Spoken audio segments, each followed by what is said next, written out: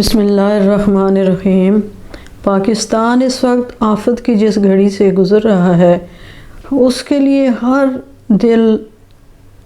دکھی اور پریشان ہے، مگر سوال یہ ہے کہ اب ہمیں کرنا کیا چاہیے، اس سے کیسے ہم نبٹ سکتے ہیں۔ اس کے لیے ہم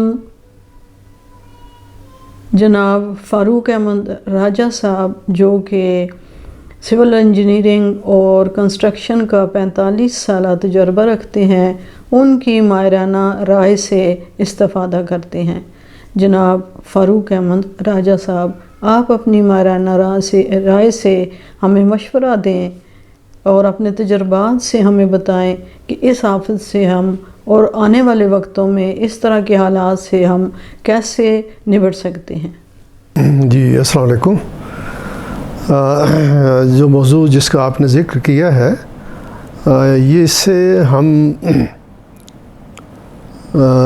ہمارا پالا پڑتا ہے تقریباً ہر سال ہی۔ سیلاب آلموسٹ ایوری ایئر آتے ہیں، کبھی شدت تھوڑی ہوتی ہے، کبھی اس کی شدت زیادہ ہوتی ہے، کبھی ڈیمیجز بہت زیادہ ہو جاتے ہیں۔ لیکن دیکھنے کی چیز یہ ہے کہ ان نقصانات سے ہم بچ کیسے سکتے ہیں۔ ایک تو ایک جنرل سا جو پرسپیکٹو ہے کہ پیسہ چاہیے ہوتا ہے ہر کام کے لیے، فنڈز کی ضرورت ہوتی ہے، اور چونکہ نہیں ہے، ہم غریب ہیں، ہمارے پاس پیسہ نہیں ہے، تو اس لیے ہم شکار ہو جاتے ہیں ان کا۔ یہ کسی حد تک بات اپنی جگہ پہ ٹھیک ہے، لیکن پیسے کے علاوہ بھی کچھ کام ہیں جو کیے جا سکتے ہیں اور جن کے کرنے سے بچا جا سکتا ہے، اور وہ یہ ہے کہ جو فلڈ پلینز ہیں ہمارے، ان میں قدرتی پانی کی گزرگاہیں جو ہیں ان کے راستے نہ روکے جائیں،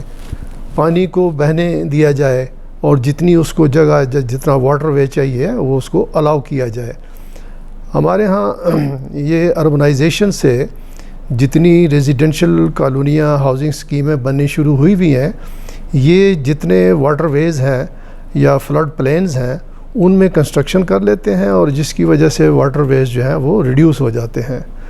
تو ایک مثال ہے کہ لندن میں کچھ 60s میں فلڈز کی وجہ سے کچھ انسانی جانیں ضائع ہوئیں، انہوں نے پھر پلاننگ کی اور تھیمز بیریئر ایک پروجیکٹ ہے جو عجوبہ ہے دنیا کا، وہ بنایا۔ اب ریور تھیمز جو ہے اس میں سے پانی بھی گزرتا ہے اور نیویگیشن بھی ہوتی ہے، شپس بھی اس میں چلتے ہیں۔ تو فلڈز کی صورت میں پانی کو روکنا اور شپس کو الاؤ کرنا وہ ایک پروجیکٹ بنایا گیا، اور لیکن اس کے ساتھ ساتھ ہی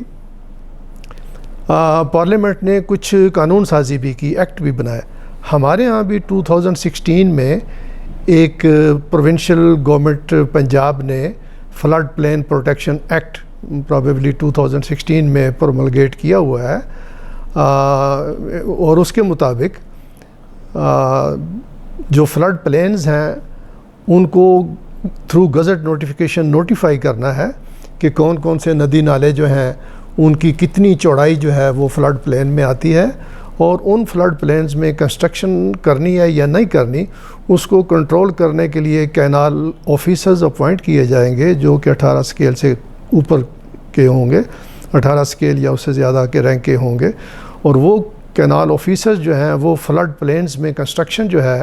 اس کو ریگولیٹ کریں گے۔ پروونشل گورنمنٹ نے 2016 میں ایکٹ تو بنا دیا، لیکن اس کے بعد جو گزٹ نوٹیفیکیشنز ہونی تھی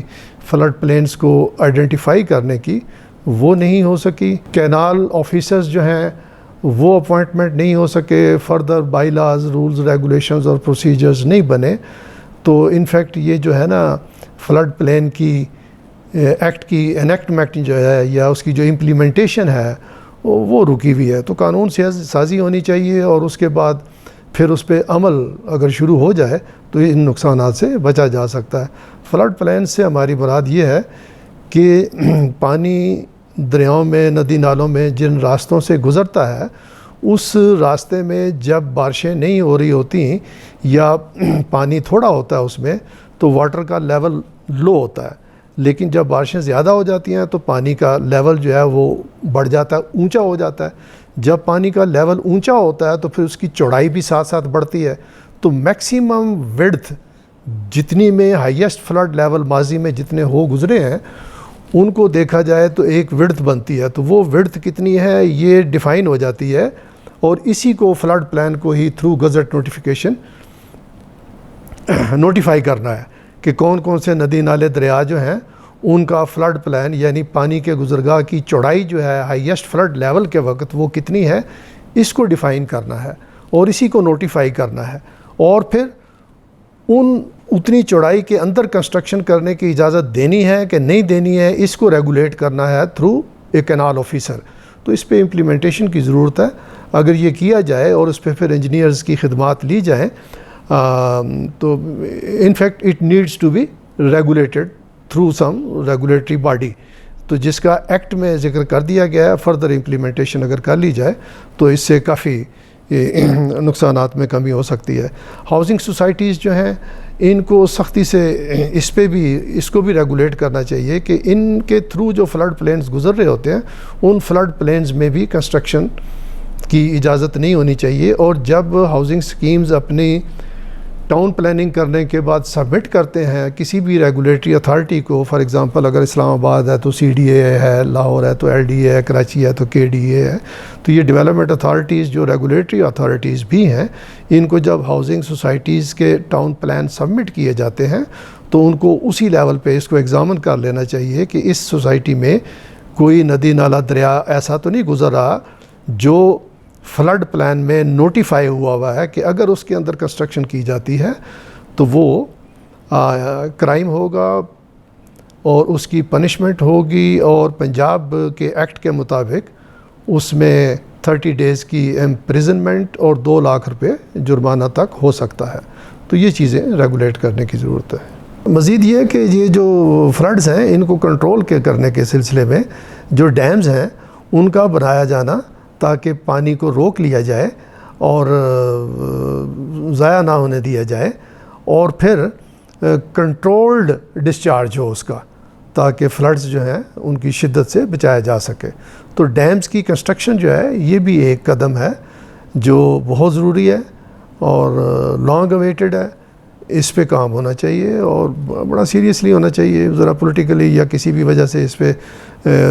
جو رکاوٹیں ہیں ان کو ایلیمینیٹ کر کے تو ایز ارلی ایز پاسبل کرنا چاہیے۔ ڈیمز بنائے جانے چاہیے تاکہ پانی کو روک لیا جائے، جب شدت ہے پانی کی تو اس کو ڈیٹین کر لیا جائے پانی۔ جیسے آپ نے دیکھا ہے، سنا ہے، خبروں میں سنا ہوگا کہ لاہور میں انڈر گراؤنڈ واٹر ٹینک بنائے گئے ہیں کہ جب بارش ہوتی ہے، بارش زیادہ ہوتی ہے تو بجائے اس کے کہ وہ فلڈ کا باعث بنے، تیزی سے اکٹھا ہو کے پانی ایک جگہ سے نکلے اور فلڈ میں لوگوں کے گھروں میں گلیوں میں گھس جائے، تو پانی کی شدت کو، فلڈ کی شدت کو روکنے کے لیے پانی کو پہلے ڈیٹین کر لیتے ہیں، روک کے کسی ٹینک میں اکٹھا کر لیتے ہیں، بعد میں اس کو یوز کر لیتے ہیں۔ تو انٹینسٹی آف رین فال جب بہت زیادہ ہوگی اور بارش کی جو ڈیوریشن ہے، ٹائم آف کنسنٹریشن جو ہے کہ پانی بارش کسی ایک جگہ پہ گری ہے اور وہاں سے گر کے ندی نالے میں پہنچنا اس کا، اور ڈیوریشن آف رین جو ہے، بارش کی ڈیوریشن جب یہ برابر ہو جاتی ہیں تو میکسیمم فلڈز آتے ہیں۔ تو اس ڈیوریشن کو بریک کرنے کے لیے پانی کو ندی نالے تک پہنچنے نہ دیا جائے تاکہ وہ وہاں جا کے فلڈ کا باعث بنے، راستے میں کوئی پانڈز بنا کے روک لینا، کوئی انڈر گراؤنڈ ٹینک بنا کے پانی کو روک لینا، ہولڈ کر لینا، اس کی سپیڈ کو سلو کر دینا کہ وہاں تک وہ نہ پہنچ سکے۔ تو یہ میئرز ہیں، جیسا کہ لاہور میں انڈر گراؤنڈ ٹینک بنایا گیا ہے، کراچی میں بھی سوچ رہے ہیں کہ ایسا کیا جائے۔ تو یہ سارے میئرز ہیں، ڈیمز کو بنانا، ڈیٹینشن پونڈز کو بنانا سوسائٹیز میں، لیونگ ایریاز میں، کہ کچھ ٹائم کے لیے پانی کو وہاں روک لیا جائے اور پھر اس پانی کو ریسائیکل کر کے یوز کر لیا جائے۔ تو یہ میئرز ہیں، ان پہ کام ہونا چاہیے۔ لاٹ آف لا میکنگ، قانون سازی اور انجینئرنگ کی پریکٹسز کو ایڈاپٹ کرنے کی بہت ضرورت ہے، اور ایسا کرنے سے ہم ڈیمیجز سے بھی بچتے ہیں، اور لا میکنگ اور لا کی امپلیمنٹیشن سے I very strongly blue employment generate ہوتی ہے۔ یہ ایک ایسا نقطہ ہے، اس پہ پھر کسی وقت بات کریں گے، کہ قانون بنے ہوئے ہوں اور ان پہ عمل درآمد کرنا ہو تو اس سے ایمپلائمنٹ بھی جنریٹ ہوتی ہے اور اکانومی کا پہیہ چلتا ہے، دولت ہاریزنٹلی ڈسٹریبیوٹ ہوتی ہے بجائے چند ایک ہاتھوں میں اکٹھی ہو جائے۔ تو ابھی اس کو فلڈز پہ بھی اگر امپلیمنٹ کریں کہ تو اس کا بھی کوئی لا ہونا چاہیے، جیسا کہ ایکٹ تو بن گیا لیکن فردر اس پہ کام نہیں ہوا۔ قانون سازی جو ہے وہ اس کا ہونا، پھر اس پہ عمل درآمد ریلیجیسلی ہونا، اس سے امپلائمنٹ جنریٹ ہوتی ہے، ڈیمیجز سے بچا جا سکتا ہے، اور کوئی سویلائز سوسائٹیز کی طرح ڈیولپمنٹ ہو سکتی ہے۔ یہ ہمارے ہاں اس چیز کی کمی ہے، شروع ہوا ہے، اللہ کرے کہ اس کو ایکسپیڈائٹ کر لیا جائے اور جلدی کر لیا جائے تو ہم بھی انہی لوگوں کی فہرست، انہی ممالک کی فہرست میں شامل ہو سکتے ہیں جو پہلے ہم سے پیچھے ہوا کرتے تھے، لیکن اب انفارچونیٹلی ہماری نالائکیوں کی وجہ سے ہم سے آگے نکل گئے ہیں اور ہم پیچھے رہ گئے ہیں۔ تو اللہ تعالیٰ سے دعا ہے کہ اللہ ہمیں بھی توفیق دے اور ہم بھی کچھ کام اپنی سوسائٹی کے لیے، اپنے ہم وطنوں کے لیے کر سکیں۔ ان چیزوں کی کمی ہے، یہ ہونی چاہیے۔ میرے عزیزو، جیسا کہ آپ نے فاروق صاحب کی باتوں سے اندازہ لگا لیا ہوگا کہ ہمیں آج تک اس بات کا یہ ادراک نہیں ہو سکا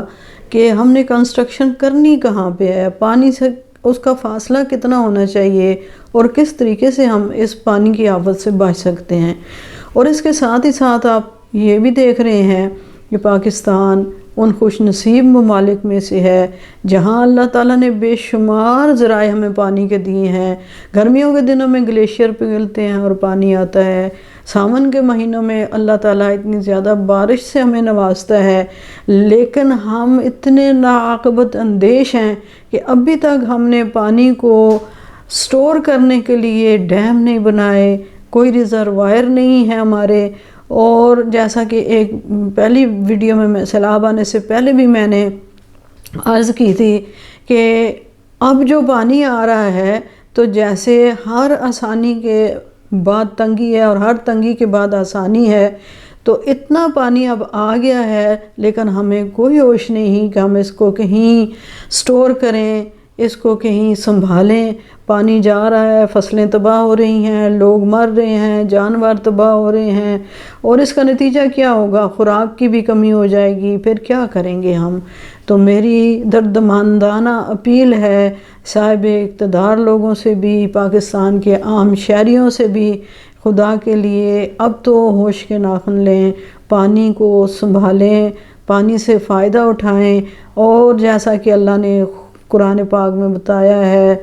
آپ سے پوچھا ہے کہ یہ پانی جو ہم برسا رہے ہیں اسے تم برسا رہے ہو کہ ہم برسا رہے ہیں بادلوں سے، تو پھر تم شکر کیوں نہیں کرتے؟ تو شکر یہ ہے کہ ہم اس پانی کو سنبھالیں اور ایسی آفتوں اور مصیبتوں سے بچیں۔ اللہ تعالی ہمیں عقل جو دی ہے اس پہ عمل کرنے کی توفیق دے اور ہم ایک اچھے شہری ہونے کا ثبوت دیں۔ وما علینا الا البلاغ۔